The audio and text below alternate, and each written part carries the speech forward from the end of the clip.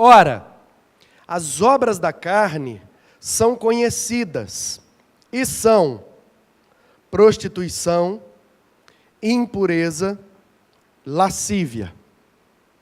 Só até aqui.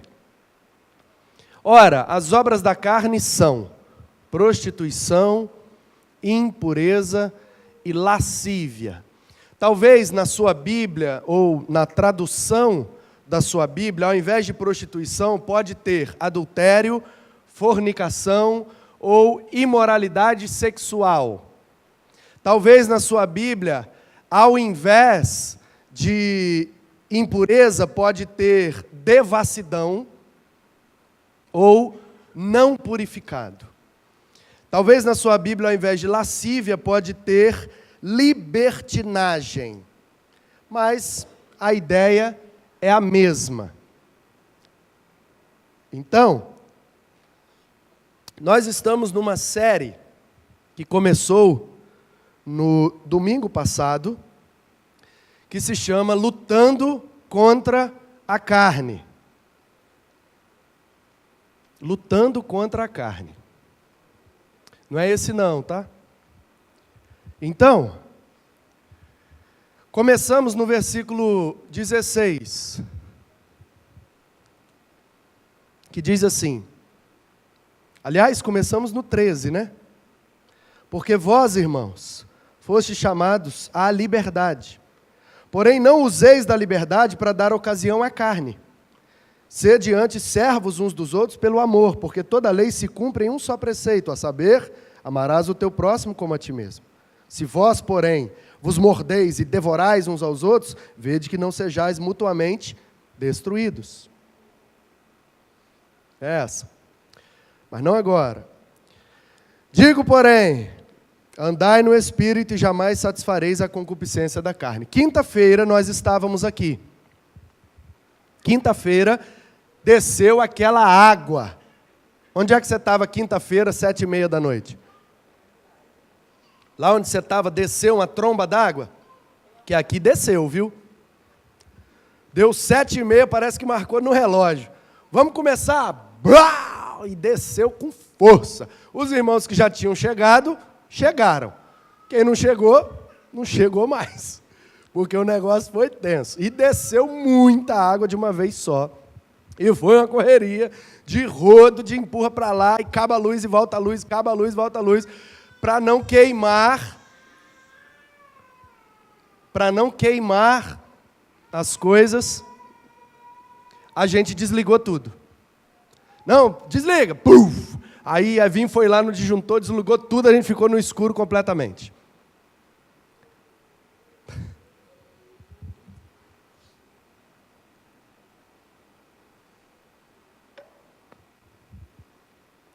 Aí, fizemos o culto no escuro. Já teve essa experiência? Aí eu acendi a lanterninha do celular, mandei o povo sentar aqui embaixo, perto aqui, e tinha um grupo até bom, numeroso, foi uma experiência maravilhosa. Sentamos aqui nos primeiros bancos, eu botei o púlpito ali embaixo, porque não ia poder usar o alto-falante, desligou tudo, não tinha energia nenhuma. E aí cada um com a sua lanterninha ou a Bíblia no próprio celular, e a gente aprendeu muito, e foi muito legal.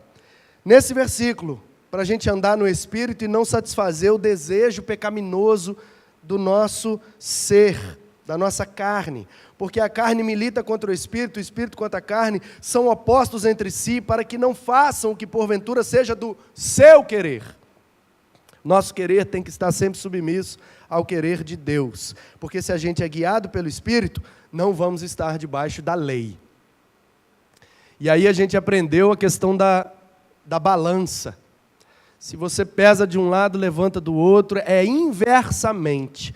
A carne e o Espírito, ou seja, os nossos desejos pecaminosos e a nossa espiritualidade, no nosso ser, é inversamente proporcional, ou proporcionalmente inverso. Ou seja, quanto mais de um, menos do outro.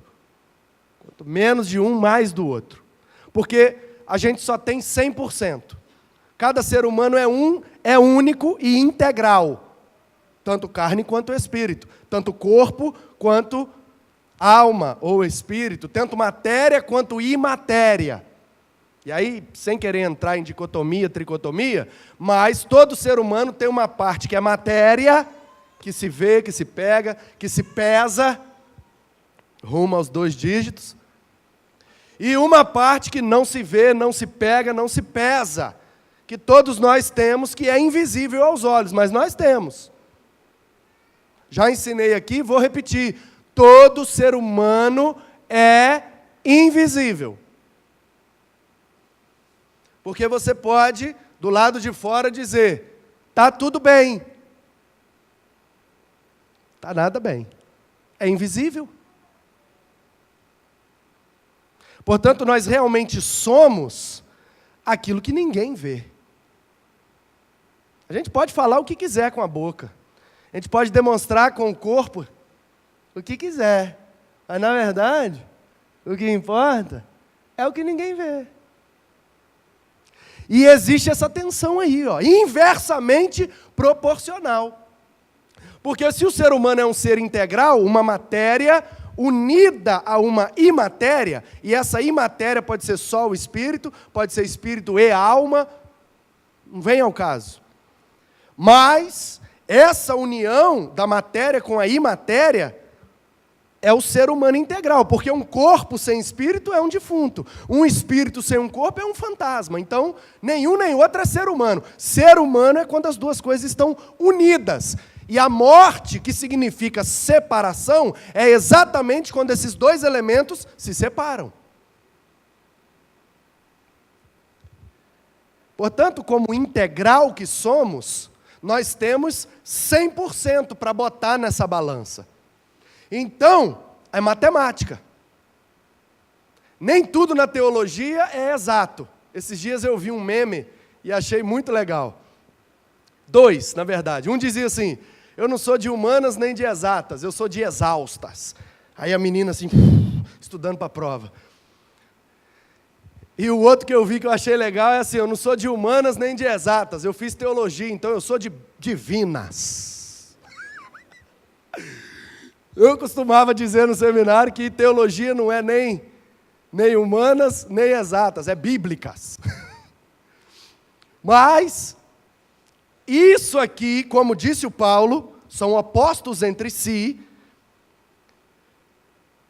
A matemática pode ajudar. Nem sempre a matemática ajuda a teologia. Porque na Bíblia, como a Adair citou aqui a multiplicação dos pães, tinham lá mais de 5.000 homens, porque diz 5.000 homens fora mulheres e crianças. E 5 pães e 2 peixes. Então, na Bíblia, tem matemática que é assim, ó, 5 mais 2, dividido para mais de 5.000, sobra 12. Porque não sobrou 12 cestos cheios, ou não sobraram. Então, às vezes, a matemática não ajuda a Bíblia, não ajuda a teologia, a conta não fecha. Mas nesse caso aqui fecha, irmão, porque nós somos seres integrais, 100%. Portanto, quanto mais de um, menos de outro. Se eu só tenho 100%, se eu estou com 70% de carne, quantos por cento de espírito? 30%. Porque eu não posso ser 110%, nem posso ser 90%. Eu sou um ser humano. Enquanto o meu corpo estiver unido com esse espírito que o Senhor soprou lá no ventre da minha mãe, quando eu fui fecundado, enquanto essa união estiver valendo, como disse o apóstolo Paulo, enquanto eu ainda estiver no corpo desta morte, vale o 100%. Então, se eu tenho 90 de carne, quanto que eu tenho de espírito? A matemática é essa. Se eu tenho 70... Eu ia quebrar você agora. Eu ia falar, se eu tenho 72,449. Porque nem sempre o número é redondo, né? Mas você já entendeu. Quanto mais de um, menos do outro, quanto menos de um, mais do outro. E a gente vive todos os dias nesse pêndulo aí, ó. Às vezes a gente acorda com a carne lá embaixo, né? Acorda orando. Oh, aleluia. Até anjo treme perto da gente, que a gente já se levanta e já cai de joelho, Senhor, obrigado por este dia. E imposta até a voz, né? Está sozinho no quarto, mas, aleluia. Porque entendeu? Está igual pastel de rodoviária. Pouca carne e muito óleo. E aí já está no óleo, está na unção, já acordou no espírito, pouquinha carne, aí vai. Aí chega no ponto, o Transcol passa. Você faz o sinal, ele passa direto. Aí você já...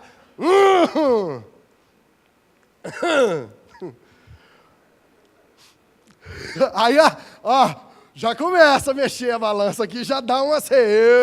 Não, mas aleluia, a prova é prova. Senhor, tira de mim, hoje eu estou... E aí, beleza. Aí o Transcol, o outro vem. Aí, de repente, começa a chover. Você não levou sombrinho e guarda-chuva. E aí faz uma poça na frente do ponto de ônibus. E aí vem um carro, desavisado. E você está assim, também desavisado, olhando se o ônibus que está vindo é o seu. Porque seu óculos já está vencido e você está olhando. É o 600?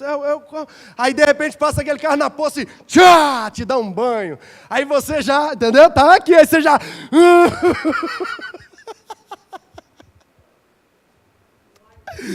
Aí o dia que começou assim, vai terminar assim. Eita, é assim, meu irmão. Com você eu não sei, mas comigo é assim. Como pode também acontecer o contrário. A gente acordar com a carne lá em cima, já atrasado, já dormiu mal, já acordou com dor de cabeça, está com a queimação e já está atrasado. Aí você vai abrir a torneira, acabou a água.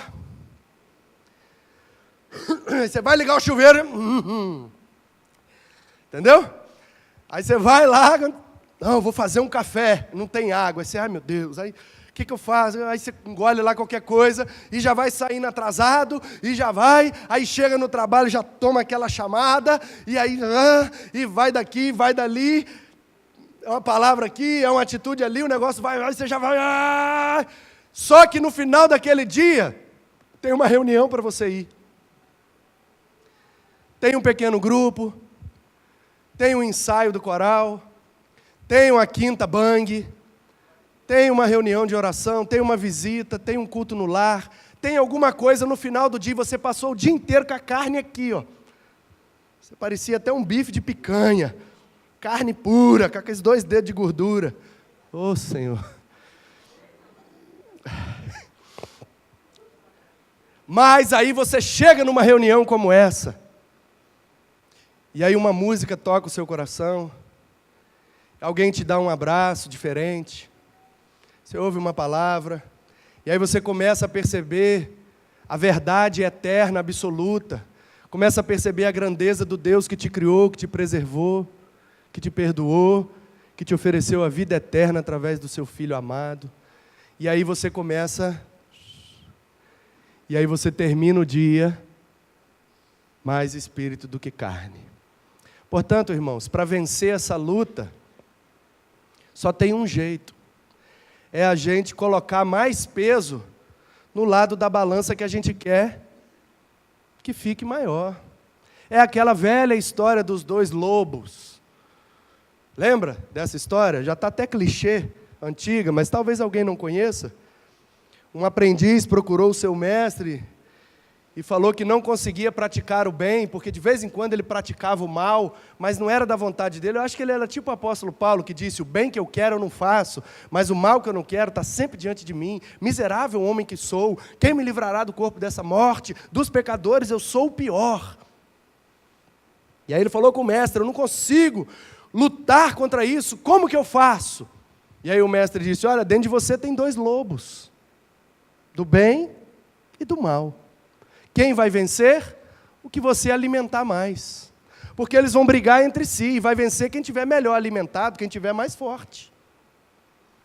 Portanto, irmãos, nessa luta da carne contra o espírito, quem vai vencer? O que a gente alimentar mais. E o apóstolo Paulo, de maneira magistral, inspirado pelo Espírito de Deus, ele vai traçar uma lista de práticas pecaminosas que alimentam a nossa carne.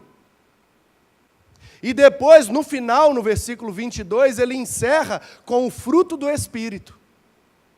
E a gente vai caminhar aos poucos, até o final do mês, chegaremos ao final, para compreender o quê? Que as obras da carne, toda essa lista que eu vou começar agora, uma por uma, tintim por tintim, são coisas que a gente não deve alimentar, senão a balança da carne vai ficar lá em cima.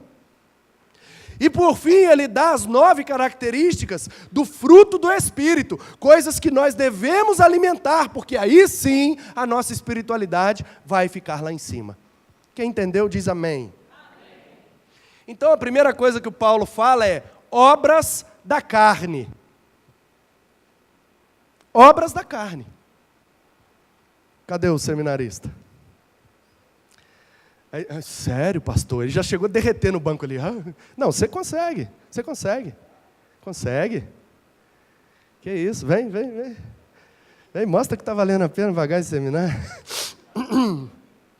Estou numa sinusite. Você consegue. Ele está lembrando da musiquinha. Alfa, beta, gama. Vai lá.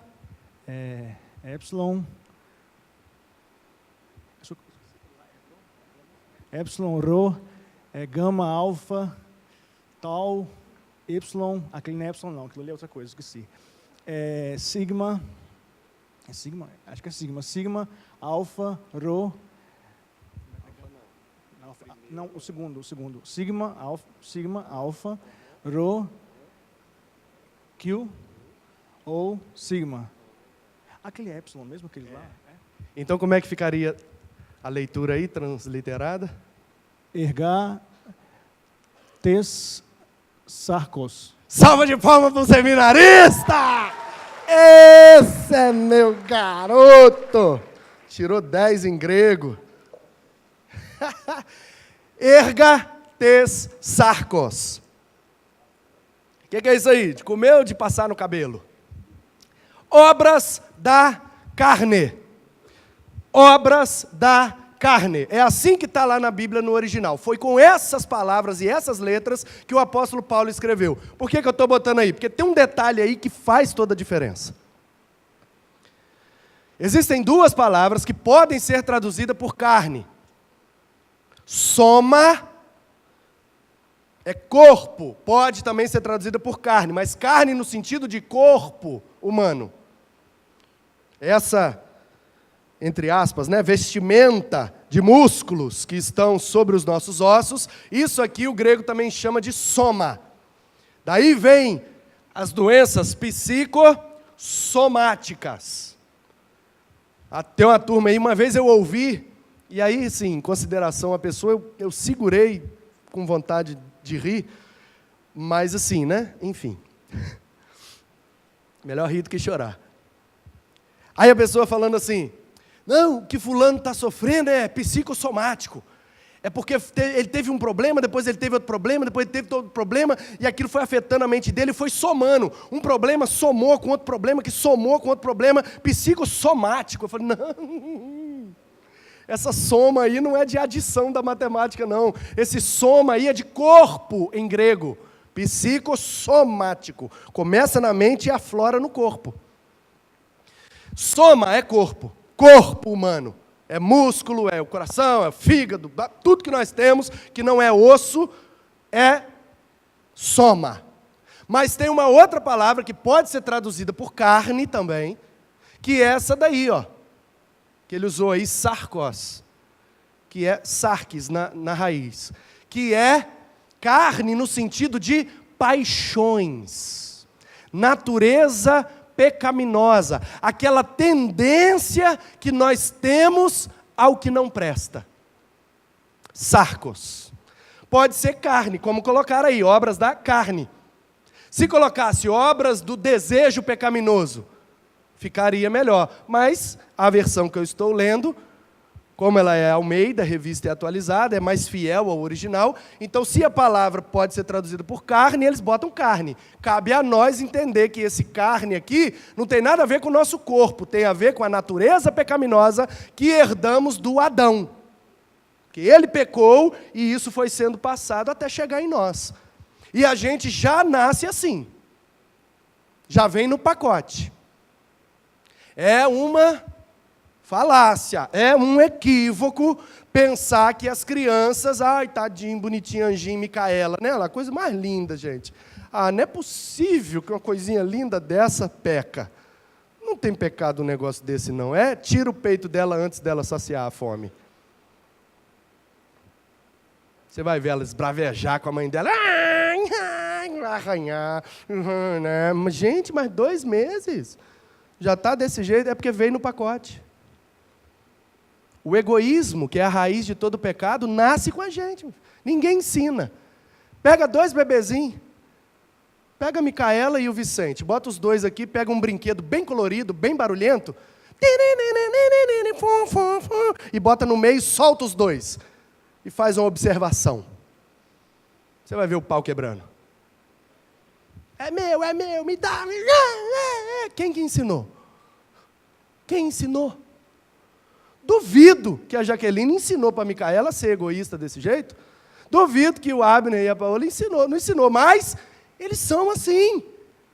A gente tem que ensinar o certo, porque o errado já vem no pacote.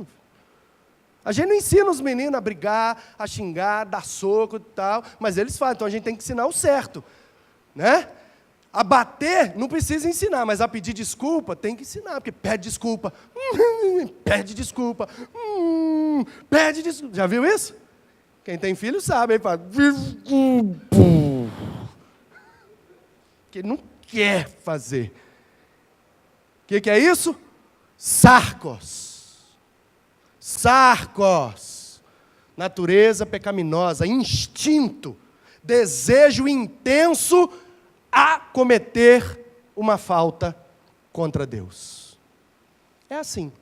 Então o apóstolo Paulo dá essa lista para nos mostrar na prática. Evitem isso, porque isso alimenta a sua carne. E aí na hora da balança, você vai ficar desequilibrado. Então a primeira diz aí, prostituição. Prostituição. Não vou usar mais você não, tá? Fique em paz. Mas ali você tirava de letra, não? O que está escrito ali, gente? Alguém quer tentar? Ah, você não vale, né? Porneia. É assim que está escrito lá no original, porneia. Daí vem a palavra pornografia. Grafos, no grego, é desenho gráfico. É o quê? É um desenho, para a gente visualizar melhor a mensagem que está querendo ser passada. Então, grafos é o desenho, grafia, e porneia é imoralidade sexual. Aí pode ser traduzido por prostituição, adultério, fornicação. Qual a diferença de adultério e fornicação? Adultério é quando você faz o troço com quem você não é casado. Você já é casado e faz algum outro... Vocês sabem o que faz, né? Você é casado e você faz com quem você não é casado. Com outrem. E o que é fornicação? É quando você faz o troço e não é casado. Dá no mesmo, é 2 gilete, corta dos 2 lados. Eu sou casado, como é que é porneia para mim? Se você cometer imoralidade sexual fora do seu casamento. Isso é obra da carne. Isso alimenta a sua carne e prejudica sua espiritualidade. Simples assim. Tudo que envolve essa raiz, porneia, pornografia, pode ser digital, pode ser virtual, pode ser física. E aí tem um monte de gente, eu já vi vários casos, vários casos. Mas pastor, eu nem encostei nela. Não precisa encostar, não. Envolveu imoralidade nessa área, é obra da carne, meu irmão. Se vai ser excluído, se não vai ser excluído, se Deus vai pesar a mão, se vai ser... Isso aí é outra conversa.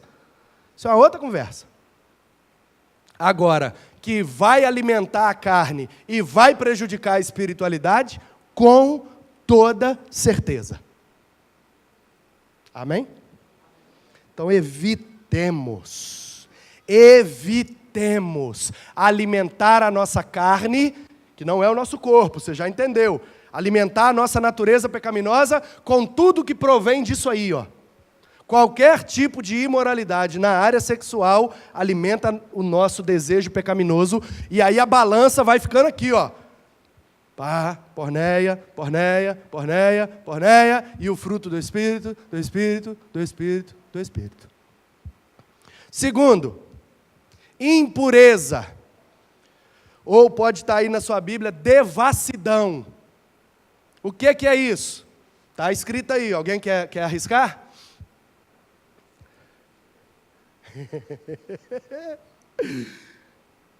Vai, isso aí é pior que Libras. Acatársia. Acatársia. Você, que é da área de medicina, que é da... Lasa é da enfermeira, né? É enfermagem, sua área, não? Então você sabe o que é catarse. Aí te quebrei. Te apertei sem te abraçar. Fala, não cheguei nessa matéria ainda não, pastor. Catarse é uma palavra grega, utilizada na medicina. Se você tiver um problema e estiver internado e ouvir do médico, vamos fazer uma catarse nela. Vamos fazer uma catarse nele. Você pode preparar que vai vir um tubo cheio d'água com pressão. Vai enfiar em um dos seus buracos, não vem ao caso dizer qual que é, e vai chapar de água. É o que nós chamamos no popular de lavagem. Certo? Lavagem ou estomacal ou... Entendeu? Catarse. Catarse no grego é purificação. É tirar aquilo que é sujo, que causa infecção, que causa a doença. Então, às vezes, o corpo não dá conta de expelir sozinho, então a medicina tem que intervir com essa catarse. Dá um jato de água muito forte para limpar. E aí lota de água, o corpo expulsa. Bota para fora. E aí, no que sai a água, sai a sujeira junto. Aí o apóstolo Paulo pega esse termo da medicina, catarse, e coloca o A na frente. Que o A, no grego, é negação. É não catarse. Ou seja, é viver sem lavagem. Sem purificação. Porque de vez em quando, irmãos, na nossa vida espiritual, a gente precisa de uma lavagem, fala a verdade. Precisa de uma mangueirona daquelas de posto, de lava-jato. Botar num dos buracos nosso aí espiritual, não sei qual é a área da sua vida que está precisando de uma catarse. Eu sei que se você viver sem ter esses momentos de purificação, uma hora sua vida espiritual vai infeccionar. Oração, jejum, busca, quebrantamento, buscar a Deus. Uma dificuldade que eu tenho na minha vida espiritual é essa. O que é que eu posso fazer? Então você vai promover essa lavagem, promover essa limpeza, promover essa purificação. Porque se você viver na impureza, ou seja, sem se purificar constantemente, uma hora infecciona. Eu conheci uma pessoa que tinha o intestino preso. E a maioria das mulheres aí vão se identificar. Não sei o que as mulheres têm que prende. O que será que é? Alguém da...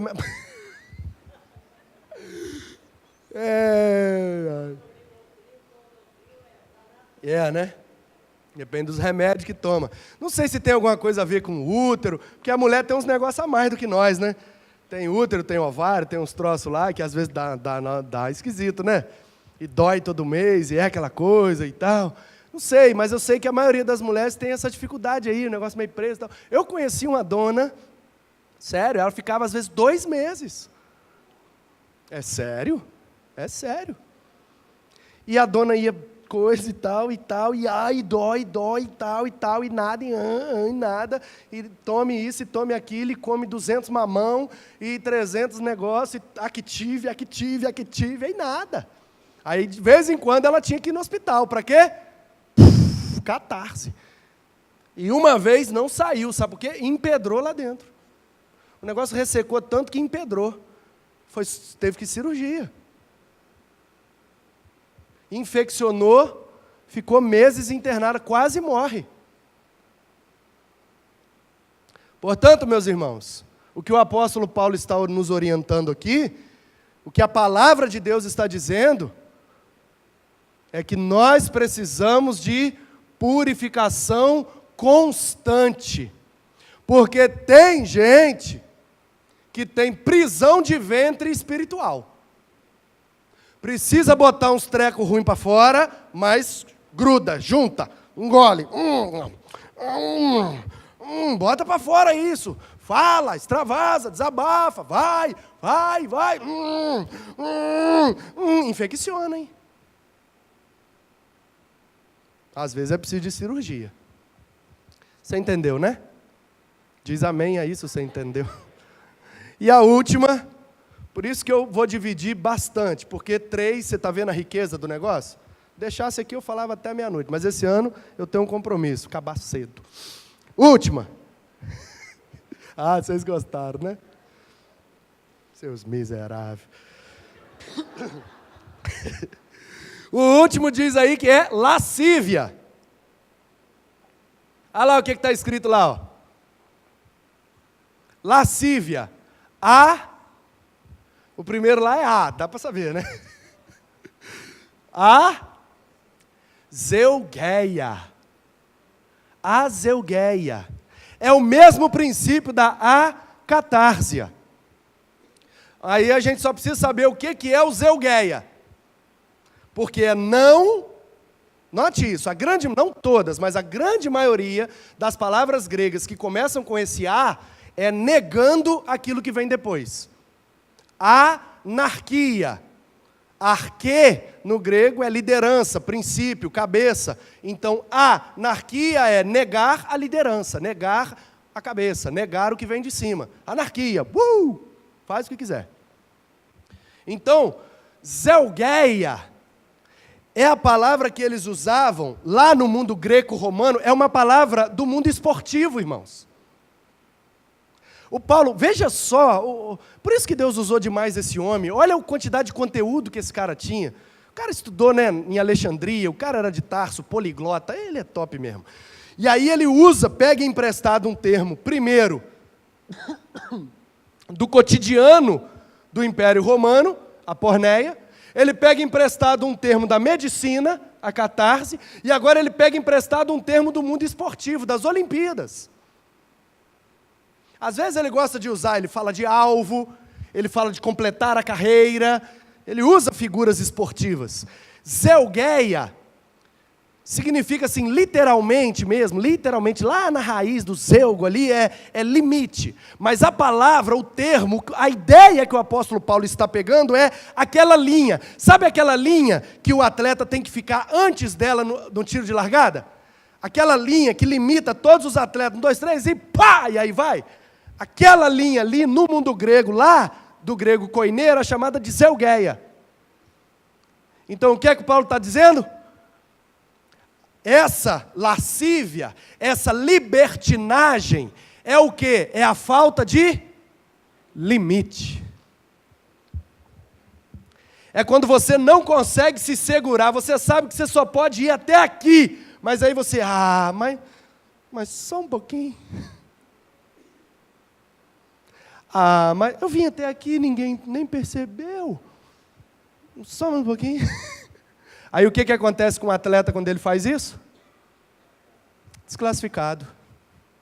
Por isso que tem muita gente sendo desclassificada na vida espiritual, porque está passando dos limites.